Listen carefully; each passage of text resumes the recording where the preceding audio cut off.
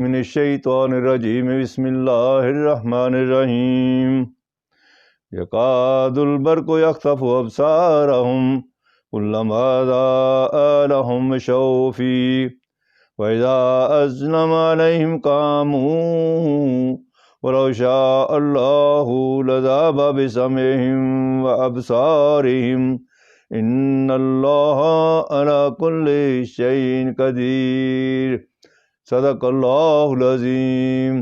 اللہم صلی علی محمد وعلی آل محمد واصحاب محمد اجمعین۔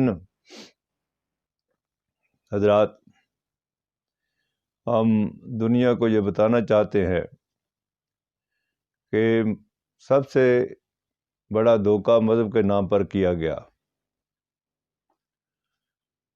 اللہ کے ہاں تو ایک ہی دین ہے، ان الدین عند اللہ الاسلام۔ حضرت آدم علیہ السلام سے لے کر کے آج تک وہی دین چلا آ رہا ہے، سلامتی کا دین۔ سلامتی ہماری پولیٹیکو سوشو اکنامک سسٹم میں سلامتی ہو، ہمارے دفاتر میں سلامتی ہو، ہمارے معاشرے کے اندر سلامتی ہو، محلے کے اندر سلامتی ہو، تو اللہ کے ہاں تو صرف ایک ہی دین ہے جسے سلامتی کا دین کہا جاتا ہے۔ لیکن اس سلامتی کے اندر سب سے زیادہ فساد پنڈتوں نے، پادریوں نے اور مولویوں نے پھیلایا۔ کسی نے اسے ہندو مت بنا دیا، جین مت بنا دیا، کسی نے عیسائیت بنا دیا، کسی نے دیوبندی بریلویت اہل حدیث بنا دیا۔ اور یہ سارے کام ان لوگوں نے کیے جو اللہ تبارک تعالیٰ کے دین میں پورے کے پورے داخل ہونا نہیں چاہتے تھے، جبکہ اللہ تبارک تعالیٰ کا حکم ہے یا ایھا الذین آمنوا ادخلوا فی السلم کافۃ ولا تتبعوا خطوات الشیطان، کہ اللہ کے دین میں پورے کے پورے داخل ہو جاؤ، شیطان کے نقش قدم پر مت چلو۔ اب ان کا طرز عمل منافقین کی طرح ہے، اور اس کا قرآن حکیم میں بالکل واضح طور پر بیان کر دیا کہ کبھی جیسے بارش کی مثال ہو، اس کے اندر کڑک بھی ہے، اندھیرا بھی ہے، بجلی بھی ہے، تو روشنی ہو تو چل پڑتے ہیں، روشنی نہ ہو، اندھیرا ہو تو کھڑے ہو جاتے ہیں۔ اللہ تعالیٰ کے کسی حکم سے کچھ تھوڑا سا فائدہ ہو تو اس کو مان لیتے ہیں، فائدہ نہ ہو تو چھوڑ دیتے ہیں۔ ان کی مثال اللہ تبارک تعالیٰ نے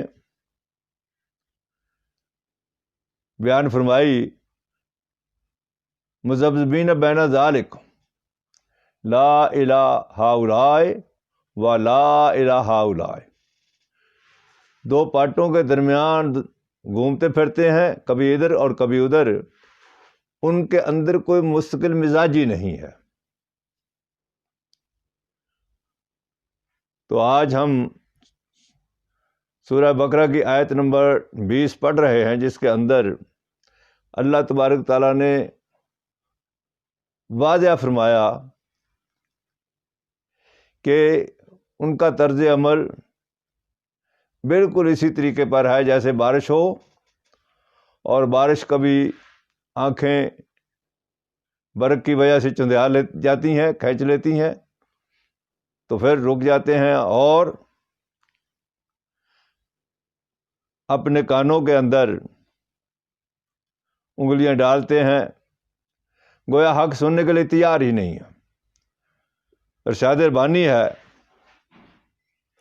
یکاد البرق یخطف ابصارهم، ان قریب ہے کہ بجلی کی کڑک ان کی آنکھوں کی روشنی چھین لے۔ کلما ضاء لهم مشوا فیہ، جب تھوڑی روشنی ہوتی ہے اور آنکھیں بھی ابھی تھوڑی بہت سلامت ہیں تو چل پڑتے ہیں. یعنی اگر اس کو ہم براڈر سینس میں لیں تو اللہ تبارک تعالیٰ کے احکامات جن میں کوئی نفع نظر آتا ہے وہ کر لیتے ہیں،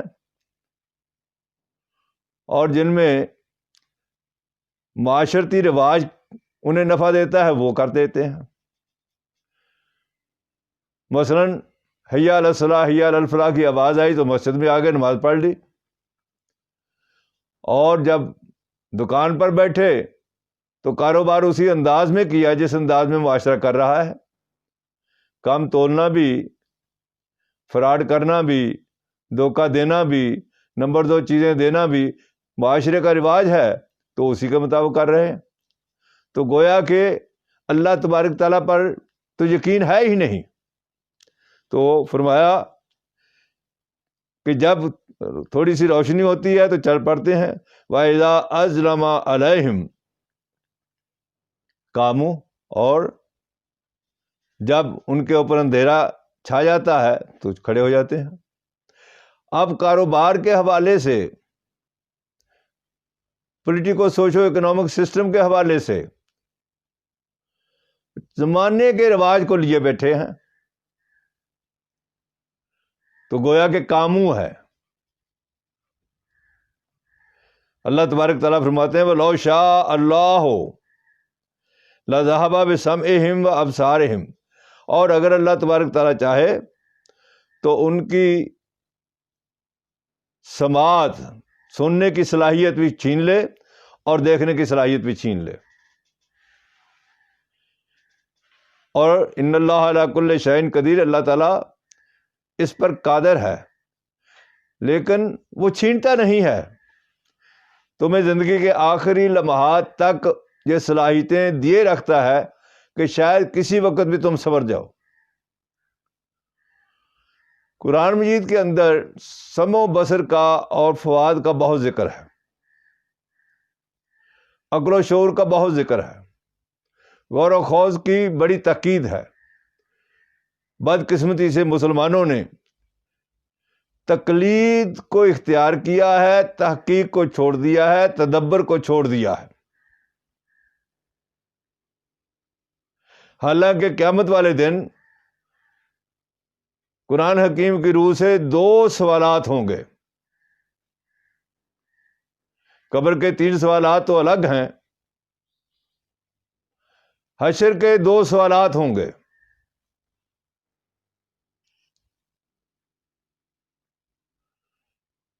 نمبر 1، ان العہد کان مسئولا، جو وعدہ کیا ہے وہ پوچھا جائے گا کہ پورا کیا یا نہیں کیا. میں نے لا الہ الا اللہ کہا ہے تو اللہ کو رب مانا ہے یا نہیں مانا، اور اللہ کو رب کیسے مانا جائے گا؟ میرے پاس اس کی کتاب ہے، کتاب اللہ، قرآن حکیم. میں اس کو سمجھوں اور اس کے اوپر عمل کروں، صرف مردے بخشوانے کے لیے اس کو نہ رکھوں.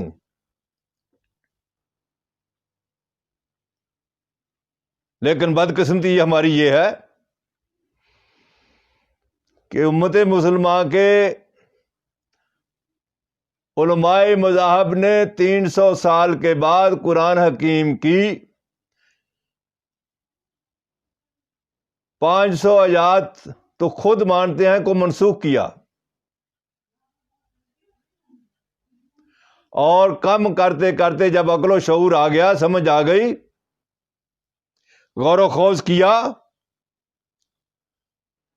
تو کم کرتے کرتے آج بھی 5 آیات ایسی ہیں جو دیوبندیوں، بریلویوں، اہل حدیث، تمام علماء مذہب کے نزدیک منسوخ ہیں، جماعت اسلامی کے حوالے سے بھی.